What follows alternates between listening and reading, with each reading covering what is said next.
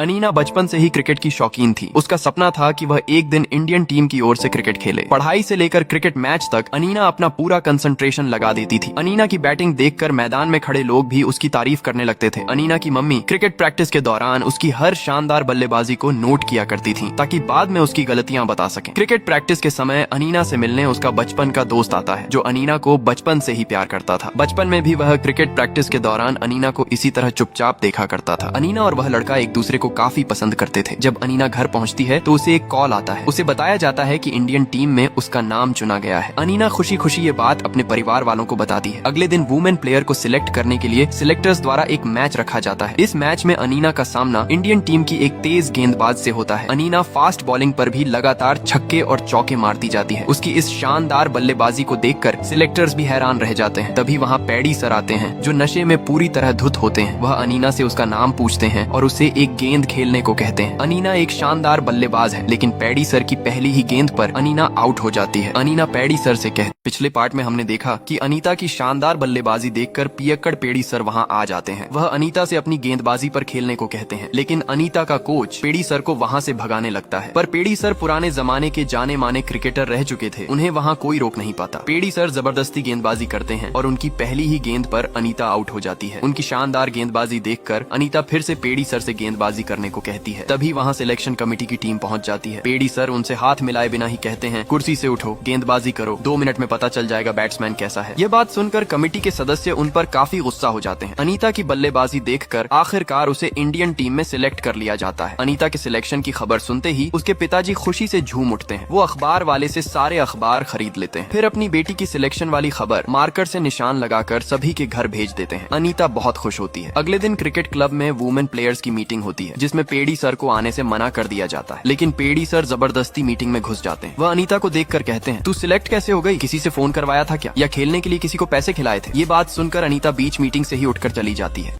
पेडी sir बिना वजह अनीता को बुरा भला कहने लगते हैं। ये सब सुनकर अनीता बीच मीटिंग से ही उठकर चली जाती है। पेडी सर की बातों से अनीता को बहुत गहरा दुख पहुंचता है। जब अनीता घर जा रही होती है तभी उसका एक कार से एक्सीडेंट हो जाता है। अनीता को तुरंत हॉस्पिटल ले जाया जाता है। कई घंटों की सर्जरी के बाद अनीता की जान तो बच जाती है लेकिन उसे अपना एक हाथ गंवाना पड़ता है। एक हाथ खोने की वजह से अनीता बहुत दुखी रहने लगती है। यहीं से उसका क्रिकेटर बनने का सपना टूट जाता है। अनीता हर वक्त अपने बीते हुए पलों को याद करती रहती है। तभी उसे वह पल भी याद आता है जब उसने अपना एक हाथ खो दिया था। जब पेडी सर को अनीता के एक्सीडेंट की खबर मिलती है तो वह खुद अनीता से मिलने उसके घर आते हैं। अनीता गुस्से में पेडी सर से चिल्लाकर कहती है, एक बदतमीज शराबी जो कल तक मुझ पर थूक रहा था आज वही मुझे हैप्पी बर्थडे विश करने आया है। तभी अनीता के पिताजी वहाँ आ जाते हैं। वह बताते हैं कि मिस्टर परमजीत सोढ़ी तुम्हारी बहुत तारीफ कर रहे थे। यही तो है क्रिकेट सिलेक्शन कमेटी के चेयरमैन। पेडी सर अपनी पूरी कहानी बताते हुए कहते हैं, अगली सीरीज तुम खेलोगी। ये सुनते ही अनीता अपना कपड़ा उतार कर कहती है, मैं ऐसे मैच खेलूंगी? पेडी सर उसे समझाते हैं, 10 महीने बाद इंग्लैंड की टीम इंडिया आ रही है, तुम अपने बाएं हाथ से भी क्रिकेट खेल सकती हो।